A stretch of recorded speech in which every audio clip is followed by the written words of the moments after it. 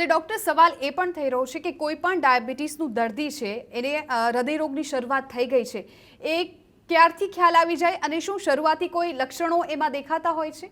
બિલકુલ.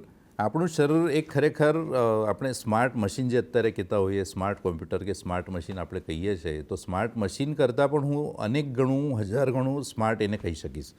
આપણા શરીરની અંદર દરેક વસ્તુઓના લક્ષણો આપણે ખબર પડતા હોય છે. ખાલી લક્ષણો એવા છે કે જે આપણે ખબર નથી પડતી, આપણે એને સમજી નથી શકતા, અથવા તો અમુક વાર આપણા નોલેજના અભાવ હોવાના લીધે આપણે ઇગ્નોરન્સમાં જઈએ, એની અવગણના કરતા હોઈએ છીએ. જેમ કે દરેક જેટલા ડાયાબિટીસના પેશન્ટને હૃદયરોગનો હુમલો સમજો થવાનો થાય, જ્યારે આપણે હૃદયરોગનો હુમલો થાય છે ત્યારે આપણે કહીએ છીએ કે હૃદયરોગનો હુમલો થયો છે ને અચાનક થયો છે. હૃદયરોગનો હુમલો કોઈ દિવસ અચાનક નથી થતો. જે મેં વાત કરી, ડાયાબિટીસના લીધે પચ્યા વગરની શર્કરા આખા શરીરની અંદર ઝેરી અસર ફેલાવે છે, તો આપણે અલગ અલગ લક્ષણો દ્વારા એને જાણી શકીએ છીએ. સૌથી અગત્યનું લક્ષણ સમજો, લોહીના પરીક્ષણો અલગ અલગ આપણે સમજો કહીએ તો એમાંથી એક લિપિડ પ્રોફાઇલ કરીને આવે છે. લિપિડ પ્રોફાઇલની અંદર એટલે કોલેસ્ટ્રોલના ટેસ્ટ. કોલેસ્ટ્રોલની અંદર એક LDL કોલેસ્ટ્રોલ કરીને આવે છે, જેને લો ડેન્સિટી લાઇપોપ્રોટીન કહેવામાં આવે છે. તો આ લો ડેન્સિટી લાઇપોપ્રોટીનનું પ્રમાણ જ્યારે કોલેસ્ટ્રોલના ટેસ્ટની અંદર 100 કરતાં વધારે આવતું હોય, ત્યારે આપણે કહી શકીએ કે લોહીની નળીઓનું સ્વાસ્થ્ય ખરાબ કરવાની તૈયારી ક્યાંક ને ક્યાંક ચાલુ કર્યું છે. બહુ બધી વાર આપણે એવું કહેતા હોઈએ છીએ કે આપણે ચાલીએ ત્યારે અચાનક આપણે શ્વાસ ચડી જાય છે, અથવા તો દાદરા ચડવાની અંદર અથવા થોડું પણ વધારે કામ કરવાની જરૂરિયાત ઊભી થાય, અને એવા સમયે આપણે જ્યારે થોડું વધારે કામ કરીએ ત્યારે હાંફ ચડી જતી હોય છે. હવે હાંફને આપણે એવી રીતના લઈએ છીએ કે આપણે ઉંમર થાય છે એટલે કદાચ હાંફ ચડી જાય છે, વજન વધારે છે એટલે હાંફ ચડી જાય છે.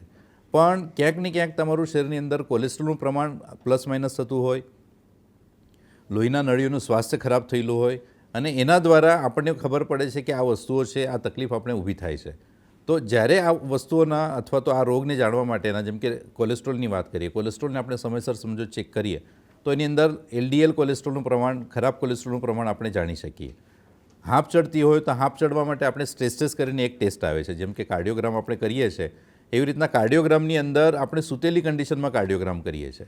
પણ સ્ટ્રેસ ટેસ્ટની અંદર 15 મિનિટ આપણે ચલાવવામાં આવે છે. 15 મિનિટ દરમિયાન એ સ્ટ્રેસ ટેસ્ટના મશીનની ઊંચાઈ વધે છે અને એની સ્પીડ વધે છે.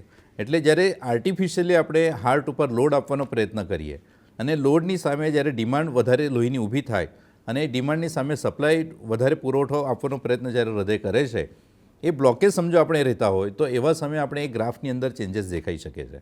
એટલે ટૂંકમાં કહેવાનો હું પ્રયત્ન કરીશ કે આવા પરીક્ષણો દ્વારા, ઝીણા અમથા લક્ષણો દ્વારા આપણે સમજી શકીએ છીએ કે આપણે હૃદયરોગની તકલીફ કેટલા પ્રમાણમાં છે, થવાનો ચાન્સ છે, અત્યારે ઓલરેડી થઈ ગઈ છે, એ બધું આપણે સમજી શકીએ.